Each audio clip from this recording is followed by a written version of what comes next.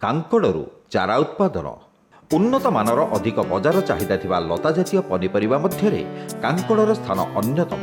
ଗ୍ରାମୀଣ ତଥା ଜନଜାତି ଚାଷୀଙ୍କ ଆର୍ଥିକ ଉନ୍ନତି ନିମନ୍ତେ କାଙ୍କଡ଼ ଏକ ଲାଭଜନକ ଚାଷ। ବର୍ଷା ଋତୁର ପ୍ରାରମ୍ଭରୁ ଏବଂ ଶୀତ ଋତୁର ଶେଷ ପର୍ଯ୍ୟାୟ ପର୍ଯ୍ୟନ୍ତ ପ୍ରାୟ 180 ଦିନ ମଧ୍ୟରେ ଏହି ଚାଷ କରାଯାଏ। ଓଡ଼ିଶା ପାଇଁ ଅର୍କ ନୀଳାଚଳ ଗୌରବ କିସମର କାଙ୍କଡ଼ ବ୍ୟବସାୟିକ ଚାଷ ପାଇଁ ଅତ୍ୟନ୍ତ ଉପଯୋଗୀ। କାଙ୍କଡ଼ର କନ୍ଦା କାଟି ଚାରା ତିଆରି କରି ଚାଷ କଲେ ଚାଷୀକୁ ଅଧିକ ସଫଳତା ମିଳିଥାଏ। ଗୋଟିଏ କାଙ୍କଡ଼ ଗଛରୁ ହାରାହାରି 20ରୁ 80 ଗ୍ରାମ ବିଶିଷ୍ଟ 10ରୁ 15ଟା କନ୍ଦା ବାହାରିଥାଏ। ଏହାକୁ ଛୋଟ ଛୋଟ ଖଣ୍ଡ କରି କାଟିବା ସମୟରେ ଯେପରି ପ୍ରତ୍ୟେକ ଖଣ୍ଡ କନ୍ଦାରେ ଆଖି ରହିବ ସେଥିପ୍ରତି ବିଶେଷ ଧ୍ୟାନ ଦେବା ଉଚିତ।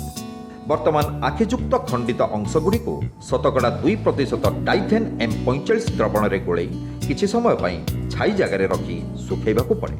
ଏହାପରେ କିଛି ଜୈବିକ ଖତ ଏବଂ ସମପରିମାଣ ମାଟିକୁ ମିଶ୍ରଣ କରି ପଲି ବ୍ୟାଗରେ ଭର୍ତ୍ତି କରାଯାଏ। ପ୍ରସ୍ତୁତ ହୋଇ ରହିଥିବା କନ୍ଦାକୁ ମାଟିରେ ପୋତି ଲଗାଯାଏ।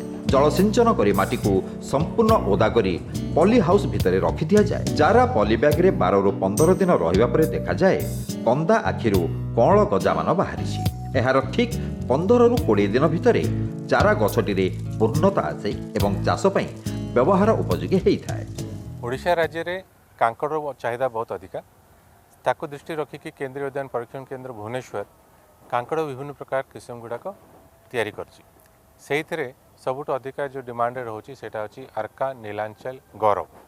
ଏଇଟା ବହୁତ ଭଲ କିସମ ଯେଉଁଟାକି କାଙ୍କଡ଼ର କିସମ ଯେଉଁଟାକି ଅଧିକା ଅମଳ ଦେଉଛି। ତା ସହିତ ଏହାର ମାର୍କେଟରେ ଦାମ ଅତି କମ୍ରେ 60ରୁ 70 ଟଙ୍କା ପ୍ରତି କେଜି ରହୁଛି।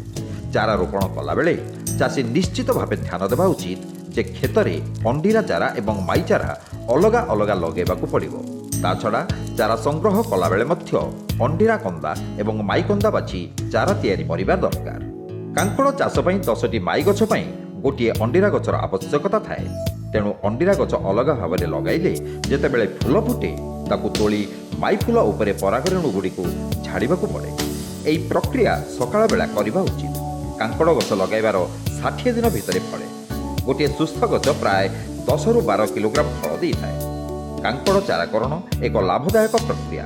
ପ୍ରତି ଗଛ ପିଛା 20ରୁ 25ଟା କନ୍ଦା ଚାରା ଉତ୍ପତ୍ତି ହୋଇପାରେ। ଚାଷୀ ଉତ୍ତମ କାଙ୍କଡ଼ ଚାରା ଉତ୍ପାଦନ କରିବା ଏବଂ ଚାରାକୁ ନେଇ ବ୍ୟବସାୟ କରିବାରେ ପ୍ରଚୁର ଲାଭ ଯେ ପାଇପାରିବ ଏଥିରେ ସନ୍ଦେହର ଅବକାଶ ନାହିଁ।